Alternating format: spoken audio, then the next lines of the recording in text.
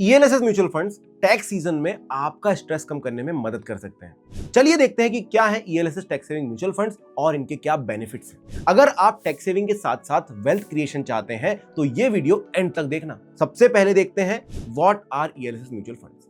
ELSS मतलब equity linked saving schemes.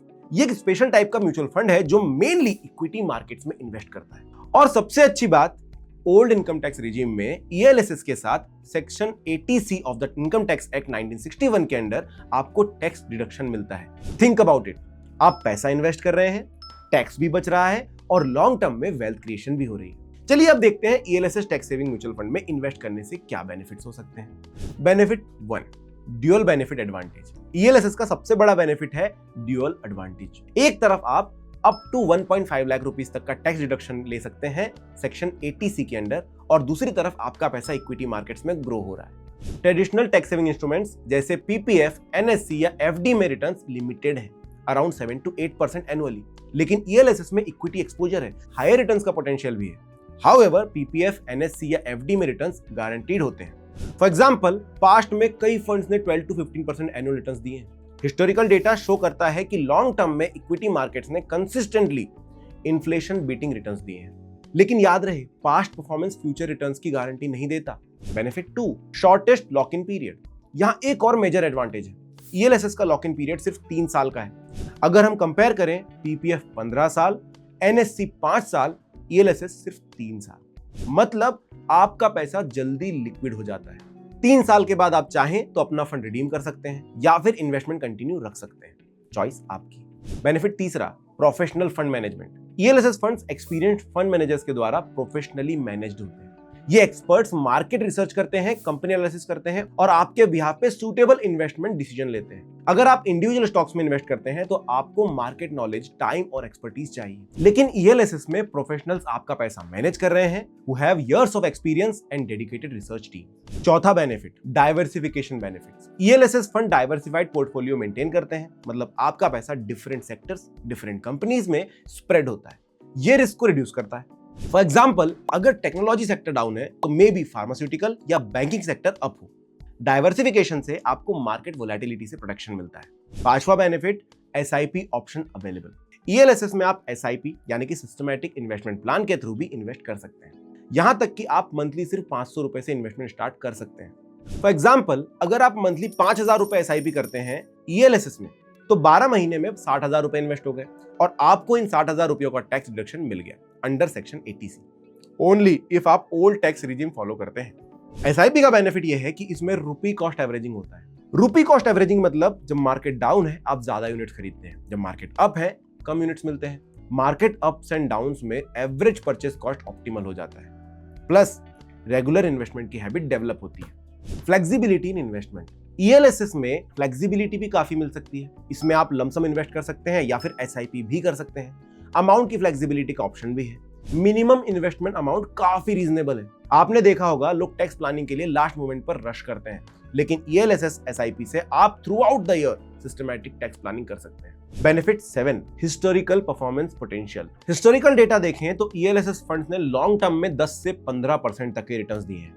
Of course past performance future guarantee नहीं है, लेकिन इक्विटी मार्केट का long term track record potential दिखाता है।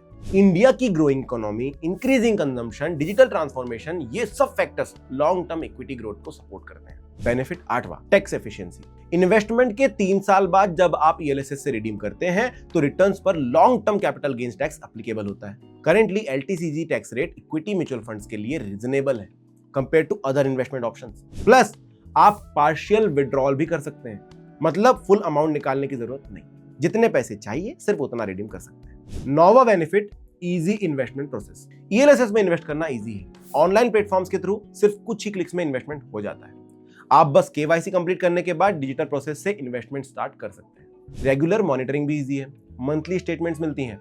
ऑनलाइन पोर्टल पे परफॉर्मेंस ट्रैक कर सकते हैं और जरूरत के हिसाब से चेंज भी कर सकते हैं। 10वां benefit, goal based investing. ELSS को आप अलग अलग फाइनेंशियल गोल्स के लिए यूज कर सकते हैं। फॉर इंस्टेंस, अगर आप अपने बच्चे की हायर एजुकेशन के लिए प्लानिंग कर रहे हैं जो 5 से 6 साल बाद है, तो ईएलएसएस सूटेबल ऑप्शन है। या फिर घर की डाउन पेमेंट के लिए पैसा चाहिए 4-5 साल में, ईएलएसएस में इन्वेस्ट करके टैक्स भी बचाइए और गोल भी अचीव करिए।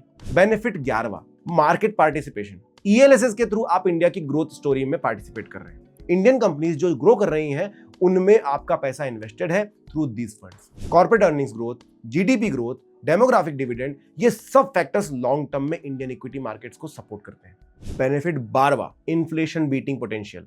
ट्रेडिशनल टैक्स सेविंग इंस्ट्रूमेंट्स में रियल रिटर्न्स अक्सर इन्फ्लेशन के बाद नेगेटिव हो जाते हैं। फॉर एग्जांपल, अगर पीपीएफ 7.1% रिटर्न दे रहा है और इन्फ्लेशन 6% है तो रियल रिटर्न सिर्फ 1.1% है। लेकिन ईएलएसएस में इक्विटी एक्सपोजर है तो इन्फ्लेशन बीटिंग रिटर्न्स की पोटेंशियल है। अगर ईएलएसएस फंड 12% एनुअल रिटर्न देता है लॉन्ग टर्म में और इन्फ्लेशन 6% है तो आपका रियल रिटर्न 6% है। Much better wealth creation. पर पीपीएफ में रिटर्न्स गारंटीड होते हैं। Mutual fund returns are subject to market risk. बढ़ते प्राइजेस का इंपैक्ट आपके सेविंग्स पे नेगेटिव ना हो, ये अचीव करने में ईएलएसएस हेल्प कर सकता है। और 13वां benefit, liquidity after lock in. 3 साल बाद कंप्लीट लिक्विडिटी मिल जाती है। इमरजेंसी सिचुएशंस में पैसा इजीली एक्सेसिबल हो जाता है। ट्रेडिशनल इंस्ट्रूमेंट जैसे पीपीएफ में पार्शियल विड्रॉल की रिस्ट्रिक्शंस हैं, लेकिन ईएलएसएस में फुल फ्लेक्सिबिलिटी है post lock in. Benefit 14, systematic approach. ELSS में एसआईपी इन्वेस्टिंग के लिए एक सिस्टमैटिक अप्रोच डेवलप करता है। फॉर एग्जांपल, अगर आप मंथली 3000 रुपए की एसआईपी स्टार्ट करते हैं 25 की एज में, तो by the time you are 35 आपने 3.6 लाख रुपीस इन्वेस्ट कर दिए होंगे। बट विद कंपाउंडिंग ये अमाउंट 6 या 7 लाख रुपए तक जा सकता है। रेगुलर इन्वेस्टमेंट की habit, disciplined approach, long term thinking, ये सब क्वालिटीज डेवलप होती है। फाइनेंशियल डिसिप्लिन भी इंप्रूव होती है और ग्रेजुअली आप बेटर इन्वेस्टर बन जाते हैं। अब कुछ ऐसी बातें देख लेते हैं जो ईएलएसएस में इन्वेस्ट करते समय आपको ध्यान में रखनी है। सबसे पहले market risk. ELSS equity markets में इन्वेस्ट करता है तो मार्केट की वोलेटिलिटी परफॉर्मेंस को अफेक्ट करती है। शॉर्ट टर्म फ्लक्चुएशंस भी देखने को मिल सकते हैं। नेक्स्ट चीज जो ध्यान में रखनी है, लॉक इन पीरियड। 3 साल का लॉक इन है, इस पीरियड में आप पैसा नहीं निकाल सकते हैं। अगला है परफॉर्मेंस वेरिएशन। अलग अलग ईएलएसएस फंड्स का परफॉर्मेंस भी अलग होता है। रिसर्च करके सुटेबल फंड चूज करना इंपॉर्टेंट है। And most important thing, regular review. Investment performance को रेगुलरली मॉनिटर करना चाहिए और जरूरत के हिसाब से एडजस्टमेंट करने चाहिए। ईएलएसएस म्यूचुअल फंड सच में एक ऑप्शन है जिसमें टैक्स सेविंग और वेल्थ क्रिएशन पोटेंशियल है। लेकिन याद रहे, इन्वेस्टमेंट डिसीजंस हमेशा प्रॉपर रिसर्च और फाइनेंशियल एडवाइजर की कंसल्टेशन के बाद लें। अपनी रिस्क कैपेसिटी, फाइनेंशियल गोल्स और इन्वेस्टमेंट होराइजन को कंसीडर करें। म्यूचुअल फंड निवेश बाजार के जोखिमों के अधीन है। योजना से जुड़े सभी दस्तावेजों को ध्यान से पढ़ें।